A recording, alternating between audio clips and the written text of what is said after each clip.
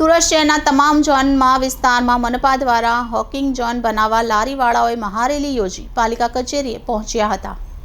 શહેરના તમામ ઝોનમાં હાલ ઝીરો દબાણ રૂટ પરથી તમામ પ્રકારના દબાણો દૂર કરવાની કામગીરી ચાલી રહી છે। છેલ્લા 1 મહિનાથી ચાલી રહેલી કાર્યવાહીને લીધે અનેક વિસ્તારોમાંથી લારી ગલ્લા સહિતના દબાણો દૂર કરવામાં આવ્યા છે, જેની સામે લારી ગલ્લાવાળાઓનું કહેવું છે કે દબાણ દૂર કરવા પહેલા સ્ટ્રીટ વેન્ડર એક્ટ હેઠળ તમામ લારી ગલ્લાવાળાઓ માટે હોકિંગ ઝોનની વ્યવસ્થા કર્યા પછી દબાણ દૂર કરવાની કામગીરી કરવામાં આવે।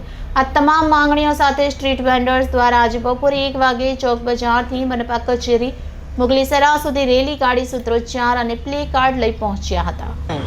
રેલી ઝીરો દબાણના નામે જે હમણાં એસએમસી દ્વારા જે કાળો કાનૂન નાખવામાં આવ્યો હતો એના વિરુદ્ધની અંદર રેલી કાઢવામાં આવી હતી અને કરીબ 50,000 રૂપિયા જેવું 50,000 લોકો જેવા જોડાયા હતા રેલીના અંદર। શું માંગણીઓ હતી?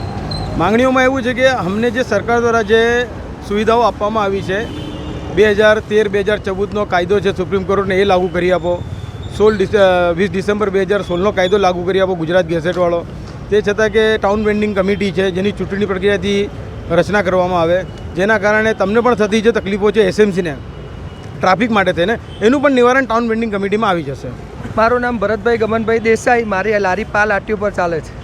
જે આજે રેલી કાઢવામાં આવી હતી, શું શાના બાબતે રેલી? અમારો ધંધો 1-1.5 મહિનાથી બંધ કરાવી દીધો હતો, એના અનુસંધાનમાં અમે રેલી કાઢી હતી અને આવેદનપત્ર આપ્યું હતું અને ત્યાંથી જવાબ સારો મળ્યો છે।